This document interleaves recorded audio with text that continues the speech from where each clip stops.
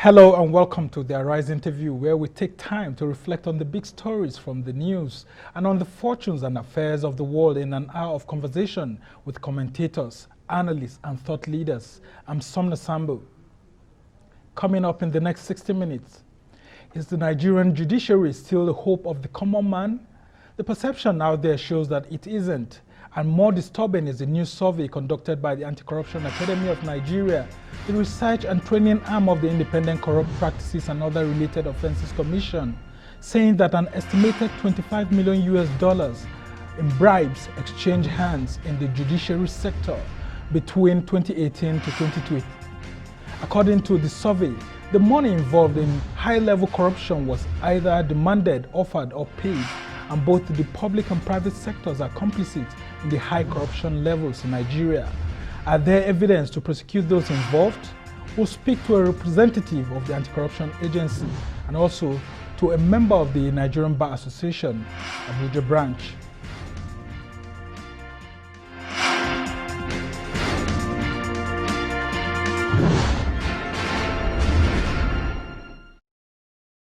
An independent, transparent, and accountable judiciary is the cornerstone to the rule of law and a democratic state. But in Nigeria, the level of corruption in the judicial sector has eroded the confidence of the public in the justice system. Now, a report by the Independent Corrupt Practices and Other Related Offences Commission, Icpc, has shown that Nigeria's judiciary corruptly demanded, offered, and paid about $25 million as bribes between 2018 and 2020, topping the country's corruption index.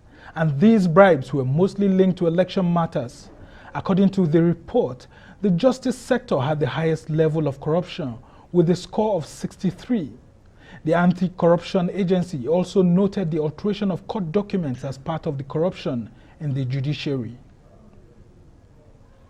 The survey, which was carried out by the Anti-Corruption Academy of Nigeria, the intellectual arm of the Icpc, ranked the judiciary at the top of the Nigerian Corruption Index between 2018 and 2020, and claimed that over 9 billion naira was offered to or demanded from and paid as bribe to judges by lawyers in Nigeria.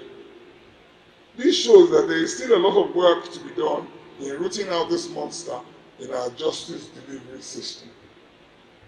It remains the position of the bar that the process prescribed by law for investigating and disciplining errant judicial officers and to preserve the dignity that attaches to the office of judicial officers must be handled by the NJC to secure the independence of the judiciary. That remains our position. This is the only way to strengthen public confidence in the institution.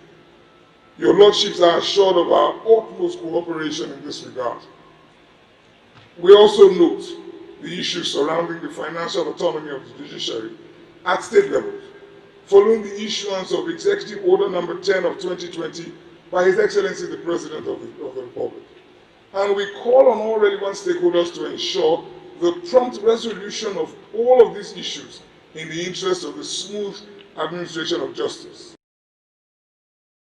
Well, for more on Nigeria's corruption index, I'm now being joined by Dr. Elijah Okebukola, who is a senior research fellow at the Anti-Corruption Academy of Nigeria, the research arm of the Independent Corrupt Practices and Other Related Offences Commission. Good to have you, Doctor. Good afternoon, Mr. Sambo. Thanks for inviting me. Yeah, you're welcome. Now, Hello, let's talk about this report and how you were able to get most of these samples and how you eventually collated all the samples and what this report is all saying. What exactly should Nigerians hold on to as the fact behind this survey? Thanks for the very important question, Mr. Sambo. And it gives the opportunity to clarify some apparent misconceptions about the survey. Let's have a little background. And the best way probably to do that is to compare it to some that already exist. Many Nigerians, including your good self, as we discussed earlier, are aware of the Corruption Perception Index of the Transparency International. The CPI, that's Corruption Perception Index, is published almost annually, let's say periodically, by the Transparency International yearly. And it gives a score, a corruption score for countries letting them know what level of corruption exists in their countries. And then it ranks them to know how corrupt the country stands in relation to other countries. In 2019, I think Nigeria scored about 26 to rank about 140-something or so among the countries that were ranked. So what that tells us is that Nigeria scored 26, but it doesn't tell us which sector contributed to the levels of corruption in Nigeria. And it doesn't tell us the practices within the sectors that contribute to the levels of corruption in Nigeria. So what the Anti-Corruption Academy of Nigeria did is to do the survey at the country level and at sectoral levels. So instead of going from country and generalizing to sectors, so you just broke it into sectors. We went into give a better perception of. Correct. So we went into the sectors and also into practices within the sectors and areas within the sectors to know what exactly is contributing to the level of corruption in each sector and what each sector is contributing to corruption in Nigeria as a whole. We used questionnaires to survey our respondents. And who were your major respondents? For the justice sector, for different sectors, we had different categories of respondents. We had clusters of respondents across the sectors. For the justice sector, we had lawyers, we had judges, we had court staff. So those were the respondents in the justice sector, about 901 of them, who were systematically, scientifically selected using statistical methods that are contained in the report for details if you need. Now, another important thing to also bring out is that the respondents were anonymous. And what differentiates our survey from that done by Transparency International and others is that it's experience-based, not perception-based. What we find is... and what we want to wonder, what's the difference between both? Very good question, Mr. Sambo. Now, the perception is the opinion or just say opinion towards a certain thing. So when you say, what's your perception of corruption in the justice sector? Many people will have some assumptions that may not be correct. Your perceptions are tainted by your biases. And these biases are triggered by different things: education, level of education or lack thereof, religious beliefs, political affiliations, and so on can affect your perception. So when you go and do a survey, asking people what they feel about the justice sector, about judges, or about lawyers. Yeah, I mean, it's just like when you ask people, what do you think is the most corrupt institution? They first tell you the police and all of that. Because these are the people that they come in contact with every day. And that's also another important distinction between this survey and others that exist out there. This survey focuses on grant corruption. That's corruption at the high levels of government, corruption involving huge amounts of money, as against the kind of corruption that you encounter when a policeman demands for 5 naira or 20 naira on the road. Petty corruption. Petty corruption, so to say. Excellent. We're looking at corruption that occurs at the level of policymakers, at the level of those that exercise the central functions of government. Important things such as giving judgment, etc. These are very important functions of government.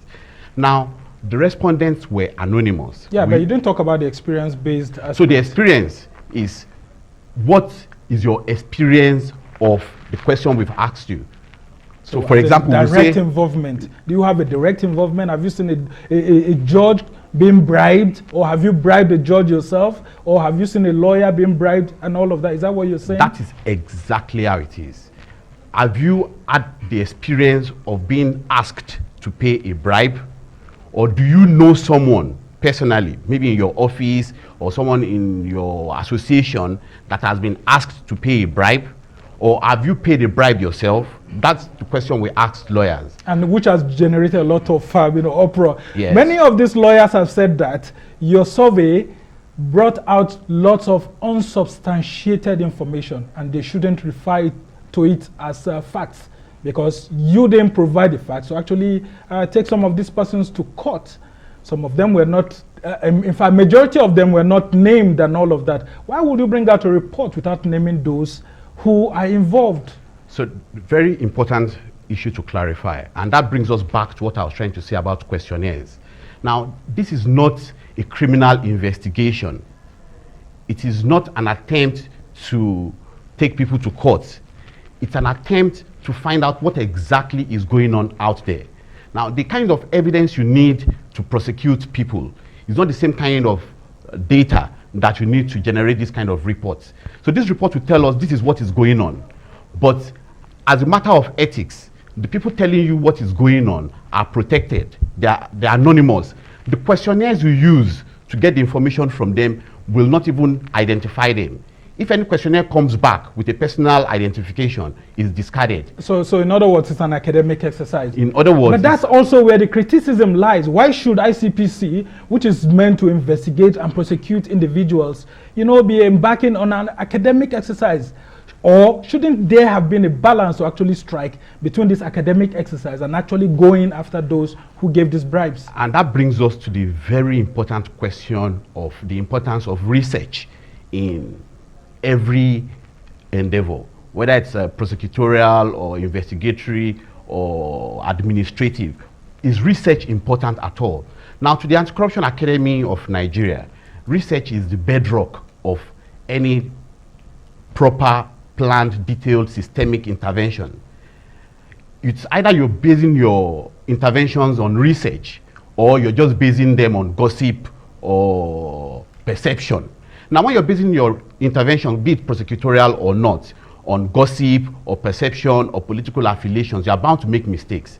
When you're basing your interventions, prosecutorial, etc., on well-founded research, then you are more likely to have a well-planned, well-executed, more precise intervention. With this issue of prosecution particularly, now what this survey has done, over and above what other surveys have done, is that we are getting raw information on what people have experienced. And the only way we were able to do that is because the survey was anonymous. So if it were to be made plain and then people being asked to identify directly, you think you wouldn't have got a lot of cooperation from these lawyers and other Nigerians sampled? First of all, if it wasn't anonymous, people would not have shared their experience with us. And I'll tell you what happened. We had a very high non-response rate. About 40% of all the respondents or potential respondents we approached declined to be interviewed. So we used telephone interviews and Google Forms. You know the way the Google Forms operate, the Google will send you the link. You click the link and then you do the survey, you submit. Once you submit, we don't know who has done what because your email address is not included. There's the option of including your email address too. During the testing period before the actual survey, we found that people were not interested in filling the form at all once their email was going to be identified. Same thing with the calls. You call people and 40% of those called said, no, we are not interested in doing this survey. Now, if you are asking them to identify themselves, to share their experiences relating to corruption, it is very clear that nobody is going to share their experience with you. And even what we found is, I will say, but this is not very scientific, but I'll say is the tip of the iceberg.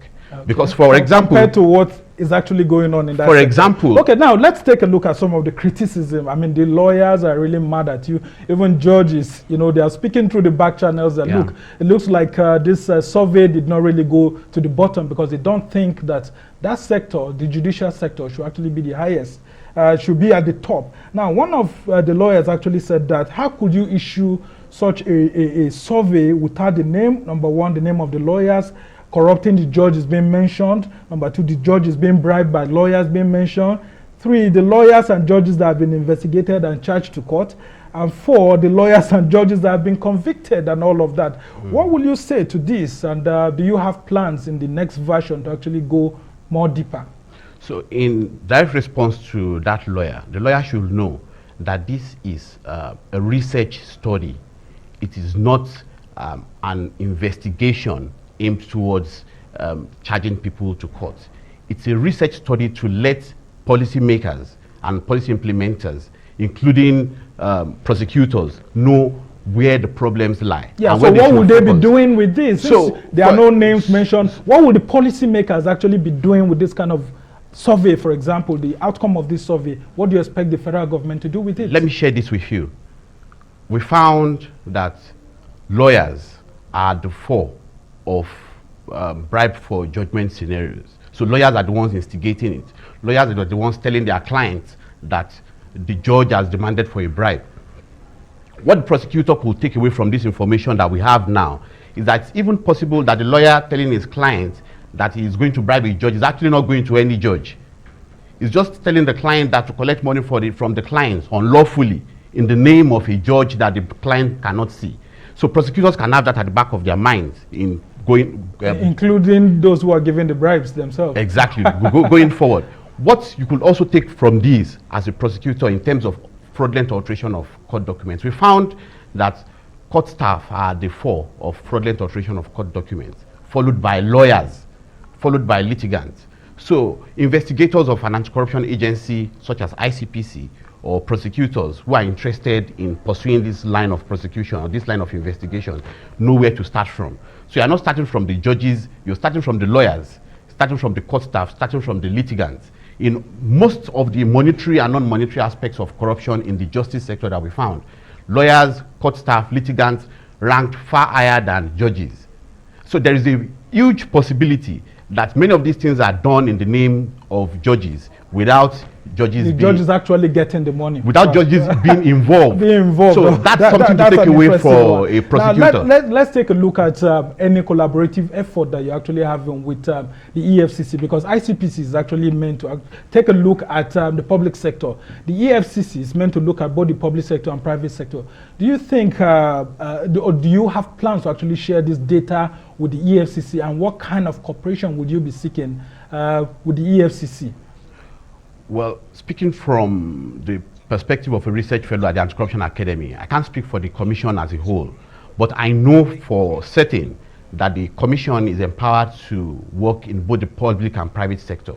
The Commission can prosecute public sector corruption as well as private sector corruption. In terms of collaboration, this report, this research was collaboratively done actually. It involved stakeholders including the press, other anti-corruption agencies including the EFCC and so on. And then the research findings have also been shared with everyone including EFCC, the press. And that's why it's actually generating uproar. Now let's take a look also at the revelation that it's mostly on election matters that these bribes are given.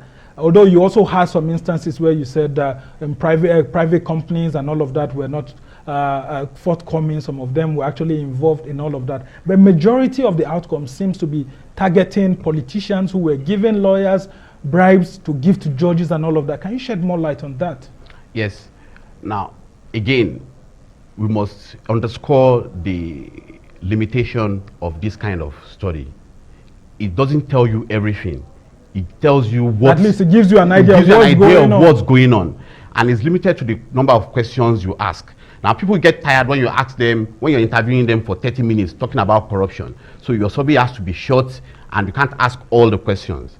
Now, we know from our survey that these bribes, demands, offers are mostly in electoral and political matters. But we do not know that those bribes actually get to the judges. We know that there are reports that political matters are such that lawyers report that their principals give them or tell them to bribe judges, and these are the amounts that have been asked to give. Whether the lawyer actually delivers the bribe to the judge. In other words, the lawyers may have been shortchanging the judge. So that is what, if it is true, that is what actually these reports cannot ascertain. And that's the difference between this kind of exercise and investigation for prosecution. So say we were investigating Mr. Sambo for prosecution.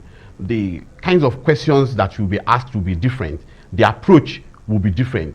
The kinds of prying into your privacy is going to be different. Checking your bank accounts, checking your phone records, and all of that. Here, we don't do all of that. We give you a questionnaire. Okay, this is how it goes. We call you, say, Mr. Sambo, we are from the Anti-Corruption Academy of Nigeria. My name is Elijah Okebukola. We are conducting this survey on Nigerian Corruption Index. We want to rank the sectors in the country to now corrupt the hair. You are a legal practitioner. We got your number from a pool of about 35,000 phone numbers. So we pulled your number at random. We won't mention your name because we won't know your name. We just call your phone number. Are you interested in going on with the interview? 40% said, no, I'm not interested. And that was the end. If you said, yes, I'm interested, then please, can you tell us your sex, male, and so on and so on. Okay, tell us about other revelations, especially when it comes to, you know, politicians giving out these bribes. What other revelations did you get? Because they are the heart of this. And I also want to find out, do we have these high cases occurring in the justice sector because it was an election period when you sampled them? Okay, that's a very important context to put, because we are looking at the past 3 years. And it's possible that because it's just after the election cycles or during the election cycles or during the election petition cycles, that's why we found those numbers. I don't think that's the case. The reason I don't think that's the case, if that were the case, then the reports would be higher than that. We had only about 16% that reported demands, offers out of all the justice sector respondents sampled. So if it's related to the election cycles, then the number will be higher than that.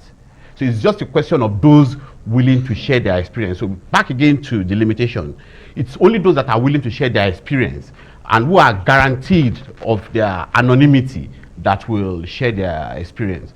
And quite a number will refuse to be interviewed, and quite a number will refuse to answer yes or no, will decline to answer, may actually have the experience that they did not report to us. Now, let's talk about the alteration of court documents. What does this actually mean? And I mean, to me, I understand, but those in the public out there may not. And it's at the heart of, you know, justice for sale within the Nigerian judicial system. Yeah. Shed more light on what you discovered. So that also brings us to a very critical matter, very serious, and that's corruption goes beyond exchange of money.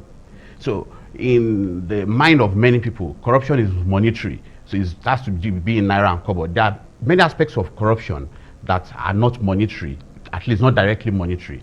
And one of such is this example of fraudulent alteration of court documents that you mentioned. You find that our court documents are losing value. You take a notarized document to some other places, other countries, for example, and they have to check and recheck and recheck to ensure that it's valid. And we found that those that are most involved in fraudulent alteration of court documents are court staff, not judges. We found that next to court staff are lawyers who fraudulently alter court documents, and then litigants themselves, they will forge court documents and present them as real, as coming from the judge. Meanwhile, the judge or the magistrate has no idea of the corrupt practice that has happened. And a very good context will be a recent report from the Supreme Court that some lawyers that applied for the rank, the very prestigious rank of Senior Advocate of Nigeria, were found to have used forged court documents. So what they did was to impose their names on court judgments, pretending to be part of the lawyers that appeared in those cases without actually being involved in those cases. That's very interesting. So that's fraudulent alteration of court All right, documents. just before we go, because we have very few minutes left, you have said it that there will be no evidence to actually prosecute those involved. What should, for example, the Attorney General of the Federation do with this survey? What should Nigerians actually make do with this kind of survey, since you cannot actually you don't have enough evidence to prosecute those who are involved? Mr. Sambo, it's very important to clarify this for our viewers. It's not that we don't have enough evidence to prosecute those that are involved. The ethics of academic research will not allow us at the Anti-Corruption Academy of Nigeria to take information that we got from you. Yeah, but you can pass it across to the main mother institution, which is the ICPC. No, we will not. Okay. Because when we were interviewing you, when I came to your office and gave you the questionnaire that Mr. Sambo, we are doing this research, is different from what Transparency International has done. This one is Nigeria's own, and we need to know what's happening in your sector. Right. And so, Mr. Sambo, please fill this questionnaire. It's because you know that you will not be exposed, so to say, to our prosecutors, that you agree to share your experience with us. Now, what should the Attorney General do with this? Now, very quickly, the Attorney General now has information as to what kinds of corrupt practices are actually going on, and it's now gone beyond assumptions and theories. It's proved now that these are the categories of people engaging in these kinds of corrupt practices in the justice sector. So do not focus solely on the judges, focus on lawyers. So to rid the justice sector of corruption, lawyers have to do a lot of introspective conversations. And of course, you need the Nigerian Bar Association and other institutions like the National Assembly and all of that. Yes. Well, it's been nice speaking with you, Dr. Thank Elijah Okebukola of the Icpc Academy, that's Anti-Corruption Academy of Nigeria. It's been nice having this chat with you. Thank you very much, Mr. Sambo. We'll continue. You're still watching the Arise interview, plenty more still ahead, including Nigeria's judiciary tops Icpc corruption index with $25 million bribes in 3 months. Well, we'll speak to a lawyer who will respond to all that he has said here. Stay with us. Welcome back to the Arise interview, where we speak to the newsmakers as well as ordinary people doing extraordinary things around the world and featuring the voices at the heart of the stories. I'm Somna Sambo. There have been concerns over the rising incidence of corruption in the judiciary, especially with its denotation as the last hope of the common man and the way outcomes of court processes determine people's right to life and liberty. A report titled Nigeria Corruption Index, report of a pilot survey 2020 conducted by the Independent Corrupt Practices and Other Related Offences Commission, Icpc, revealed its findings of the level of corruption in the justice sector, executive and legislative arms of government, including ministries, departments, and agencies. The total amount of money reported by the justice sector respondents as corruptly demanded, offered, and paid between 2018 and 2020 was about $25 million, which is 9.4 billion naira. Well, to respond to the data gathered from this survey and the statements made by the Icpc Anti-Corruption Academy of Nigeria researcher earlier on, I'm now being joined by Barrister Bulus Atsen, who is the chairman of the Nigerian Bar Association, Abuja Branch. Good to have you, Barrister. Thank you, Mr. Sam. All right. Good to be here. Now let's take a look at all of this that have been said. What's your response to it as a lawyer? Okay, first I would like to commend the Anti-Corruption Academy of Nigeria for coming up with a research report of this nature.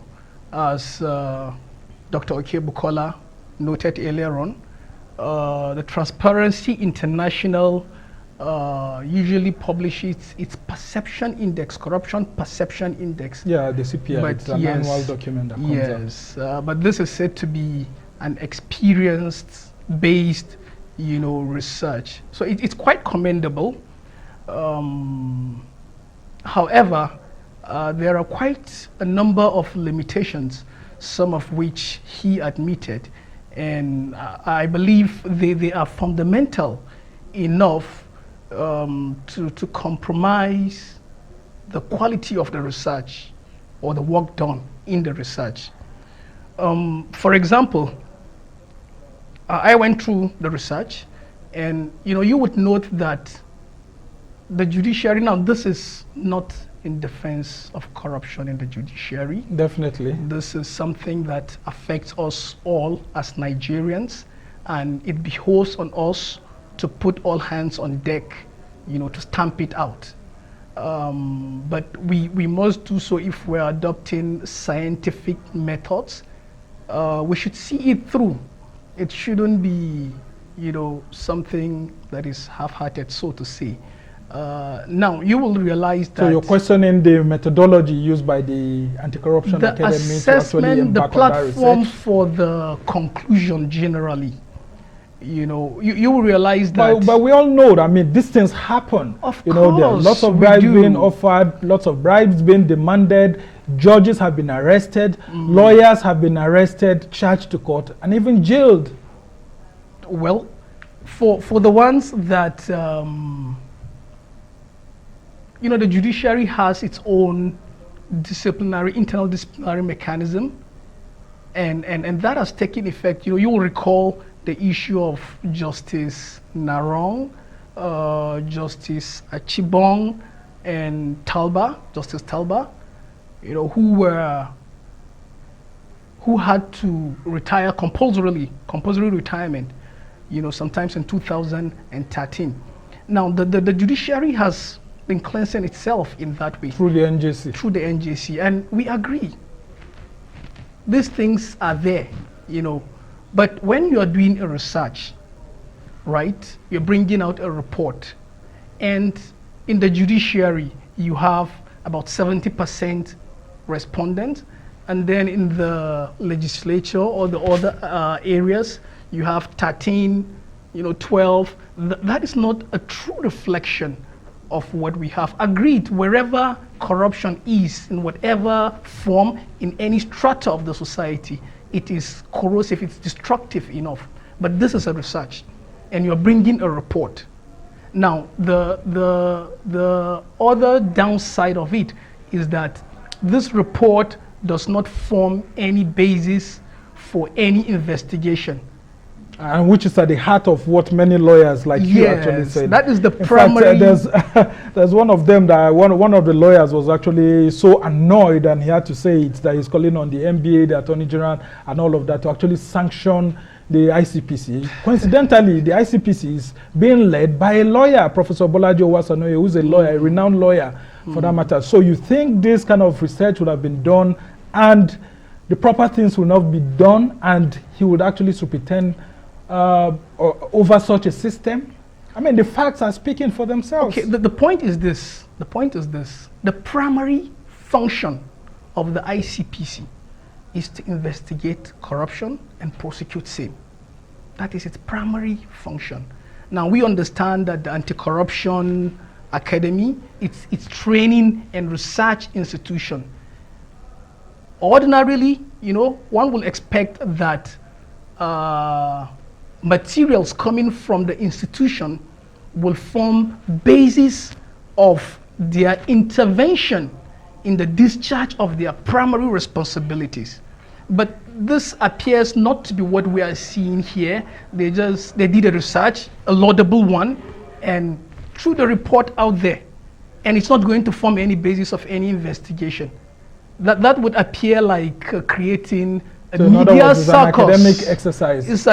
It's an academic exercise which have been good. Which they have said it is. They've said that it's an academic exercise done by the research arm, but it is something to actually point to areas necessary for reforms. Do you think, for example, the National Assembly should be bringing out new laws to actually reduce corruption? Should the AGF be actually, reviewing some of the laws in Nigerian Law Reforms Commission and all of that, thinking of how to actually, reduce these incidents of corruption in the justice sector? Isn't this enough to actually point to these institutions and persons or offices that something needs to be done? Long before this research, we all knew that something needs to be done. I mean, quite And a it wasn't number being of done. commentators have, expressed opinions to this extent. The report really hasn't said anything that we didn't know, except for, propping the judiciary up and then putting the executive down there. It seems more like the executive is giving itself a pass mark as far Because the as ICPC is an executive it's part of the institution. executive, All right, so one would want to see what kind of things would the NBA be engaging on? For example, you are a member of the NBA. What kind of reforms would you be advocating to ensure that Nigerians actually access justice very cheaply, not at a very huge cost, which actually, if this is true, based on what they've said, will deter a lot of people from seeking justice? Because if it's for the highest bidder, then it means lots of persons won't be accessing justice. What should the NBA be doing at this point in time? Okay, well, the NBA, for example, at the Abuja chapter, the Abuja branch level, we have an anti-corruption committee which is working assiduously to ensure that it's able to identify, some of those areas where and discipline lawyers, if need be. Yes, lawyers have been disciplined, particularly in recent times. Quite a number of lawyers have been disciplined by the Legal Practitioners Disciplinary Committee. It has been up and doing. I must give it that recognition. So that is there. We're equally partnering with some other organizations like the Lawyers Network Against Corruption to see how we can identify some of these areas and work on them. Talking about reforms, the chief among them really, it's the the independence of the judiciary. That has been on the table, I mean, since when? I can't really tell. The judiciary has to be independent.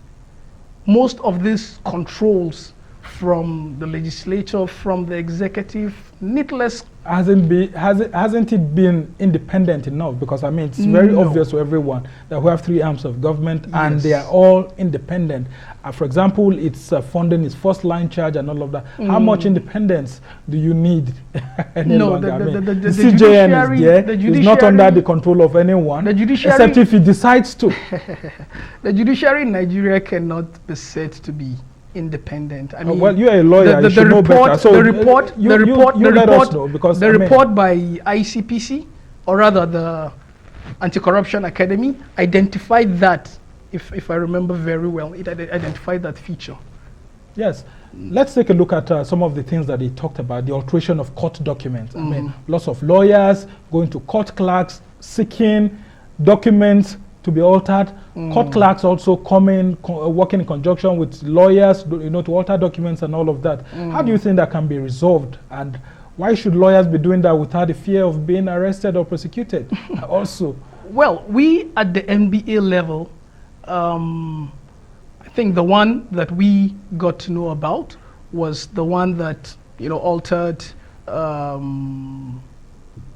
judgment in a bid to apply for the rank of SAN. But we're not really confronted with such issues. But whenever we do, we usually we'll take the appropriate step to ensure that such people are disciplined. Now let's talk of judges also, the National Judicial Council. How much of confidence do lawyers actually have that even if there are judges who are demanding for bribes, that the NJC will sanction them as an institution and reduce the burden on the lawyers? Come again? I say, let's talk about the NJC, National Judicial Council, for example. How much confidence do you lawyers have in that institution that if you report a judge, for example, for demanding bribes, that institution will act swiftly and do the needful by, dealing with such kind of errant judges? Okay, there are procedures for doing these things. Let me refer back to the case I talked about of Justice Narong.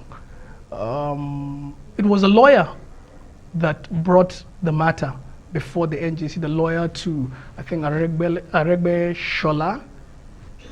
He brought the matter before the NJC. The NJC investigated the matter and found merit in his petition and took the necessary action. So the mechanisms for such actions are there. And I believe for a lawyer to do that, we have confidence in the system. That does not mean that there's no room for improvement. There's always room for improvement, however good a system is. Okay, so let's talk about how the government has also treated judges that were assumed in one way or the other. If you look at this administration, towards the beginning, from 2015, 2016, lots of judges were harassed and all of that. Eventually, they were found, not to have done what they were said to have done.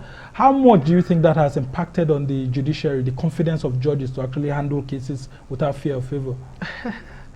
It certainly, first I will have to commend Nigerian judges.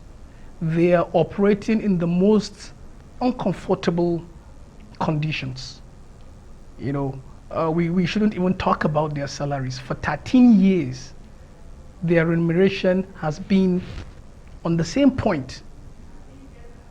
Inflation, a whole lot has changed. So would that have been affecting, their conditions of living to the extent of them asking lawyers for bribes? That's not because the I mean, case. it looks like you're corroborating what the ICPC academy said. What we are saying is the remuneration should be improved. They are really putting a lot. There are so many upright, good, and committed judges who are committed to their work. And we shouldn't peddle things around that will dampen their morale. We have good judges in Nigeria. I can beat my chest and say that. So it is important that we look at it holistically. Yeah, and also increase the salaries. Well, okay, that's a very good point. You're still watching the Rise interview here. Plenty more still ahead. Stay with us. Welcome back to the Arise interview. As you may have heard, Nigeria's judiciary tops the Independent Corrupt Practices and Other Related Offences Commission Corruption Index with about $25 million as bribes between 2018 and 2020. According to the report, the level of corruption in the justice sector was heightened by stupendously high amounts of money offered as bribes to judges by lawyers handling high electoral and other political cases. In conducting this survey, 78 respondents reported offers or payments of bribes to influence the judicial process, and out of the 78 that reported amounts of money offered or paid, 63 were lawyers. This number makes up 9.9% of all lawyers surveyed in the justice sector. Well, and I still have with me Barrister Bulus Atsen, Chairman of the Nigerian Bar Association, Abuja Branch. Well, let's take a look at politicians inducing lawyers and judges and all of that. How much is this a problem, especially for lawyers like you, during election period? Using them in what way? Yeah, I mean, we have lots of politicians trying to ask you to induce judges here and there, and that is at the heart of this report by the Anti-Corruption Academy of Nigeria. They are saying that most lawyers actually ask their clients for monies because judges are demanding for such bribes. And what I'm asking you is that how much is that a problem, especially of politicians asking their lawyers to infiltrate the process and circumvent the judicial process? Okay, first, permit me to state that based on the rules of professional conduct for legal practitioners, lawyers are not allowed to have such interface with judges, right? And as lawyers, we have a duty to decline the brief of any client who is trying or who tries, to make us, break such rules of professional conduct. At the moment, we do not have any such case. There's none at hand that we can really deal on. As far as we are concerned, it's well, yes, you may not have, but for example, we had this case of Joseph Nwobike, who's a senior lawyer, a senior advocate of Nigeria, actually being sent to prison for 12 months after it was alleged that he bribed 2 judges and other court officials. I mean, it's a popular case in 2018 where Justice Riley Atadebi actually sentenced him. Now, not only that, we've seen other, for example, Ricky Tafa and all of that, other senior lawyers, the EFCC, I'm saying that lots of these guys have been corrupting judges here and there. And that's what I'm asking you. How much of an influence are politicians trying to circumvent the judicial process using lawyers like you? I wouldn't know how much of it. What I know, though, is that it is impacting negatively on the image of lawyers. Not all lawyers. Yeah, not all lawyers, but so many, and that's why this... Not so many. Yeah, I mean, well, the thing is that, look at what this report has actually said. That a lot of lawyers are actually giving out bribes to these judges. So, and you have admitted here that judges are underpaid. So, for example, that is not to, what kind that of... is not to say... Yeah, I mean, it may actually, in one way or the other, it may have been influencing. That's why we have this kind of exercise. The problem Lots of people corruption, speaking with them. The problem of corruption has been sheer greed.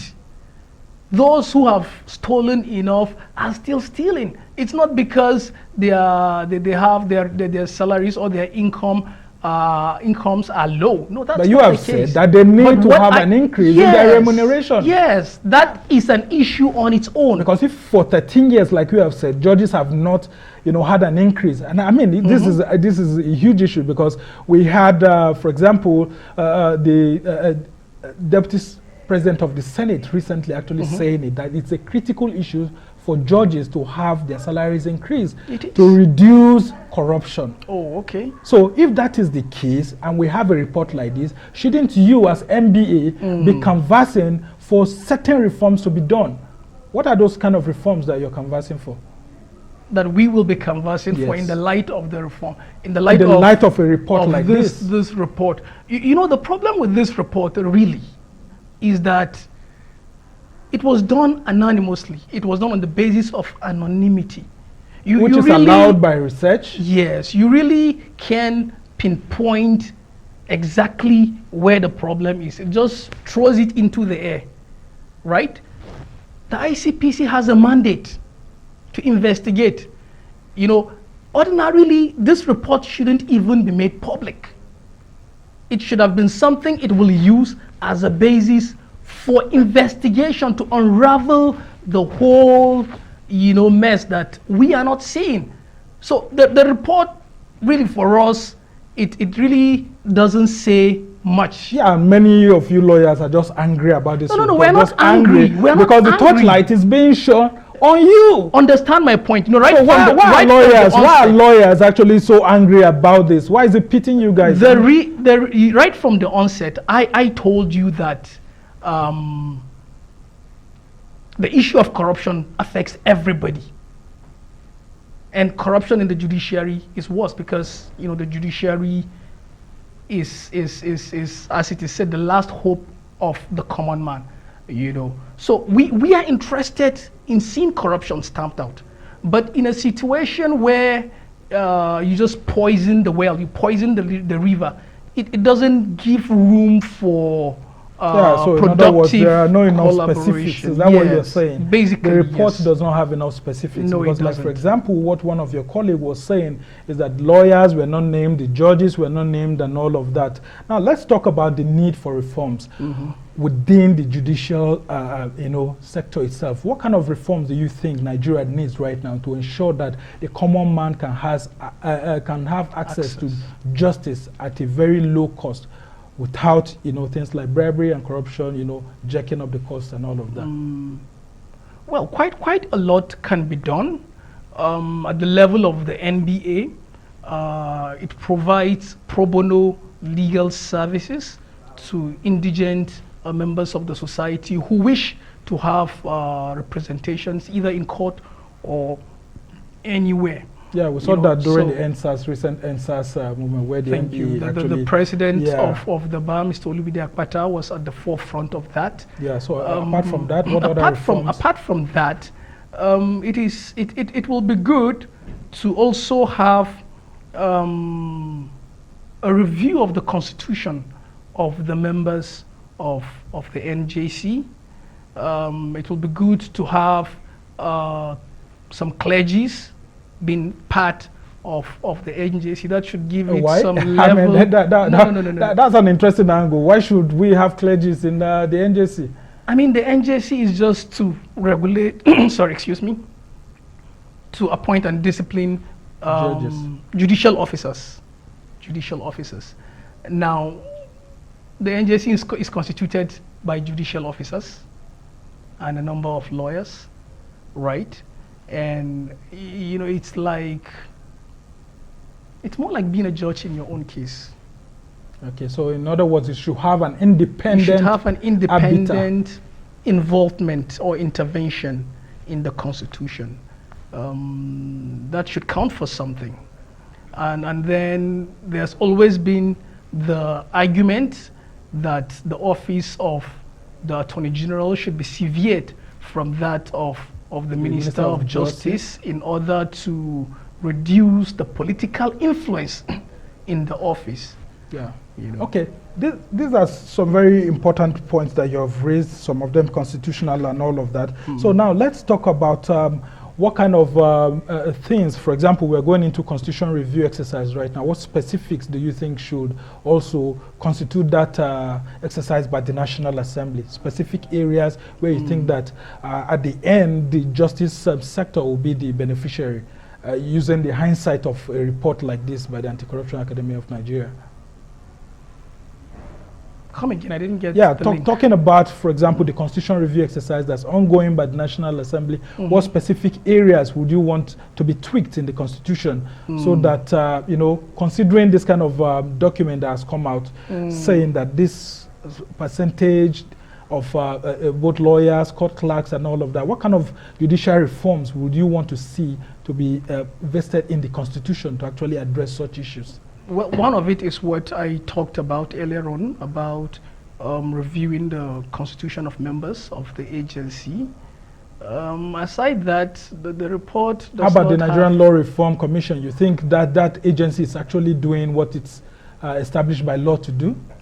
It is doing a lot. You know, sometimes some of these agencies don't go to the press to tell you what they have done, but they are actually doing a lot at the background, and yeah, they're all right. doing And what now to the they're created to ICPC, do. what would you want to say to them, because you are just coasting home right now? Oh well, to the ICPC, in I all of think this it research that they've done. It shouldn't dump that research. It shouldn't be just for the fun of it. Well, it's not for the fun of it. The Anti-Corruption Academy of Nigeria is meant to support the ICPC intellectually, academically, and all of that. Yes. And that's what they've done. No. It's not enough for them to do the research. The report of the research should form the basis of a systemic investigation, not just in the judiciary, you know, but in other areas. As I told you earlier on, the figures peddled around as being the magnitude of corruption in the judiciary is just a function. 9.4 billion naira being given in bribes. It's just a and that's function. what's saying, because some people are Yes. saying it may be even up to three times that amount. Corruption generally, it's more than what you will see or what you know. And that's why Transparency International works with perception index. Yeah, and that's why we have a local index which should guide us as a country on how to reform the system. What I am saying is that it doesn't present a true reflection of what we have generally. The executive is more than 10 times the judiciary. Oh, okay. So there's more corruption in the executive than what has been revealed in this report. All right. Well, sorry, we want to thank you so much, Bulus Atsen of the Nigerian Bar Association here in Abuja. Well, that's it for this edition of the Arise interview. Do join us again tomorrow from me and the entire team here in Abuja. Goodbye, and thank you for watching.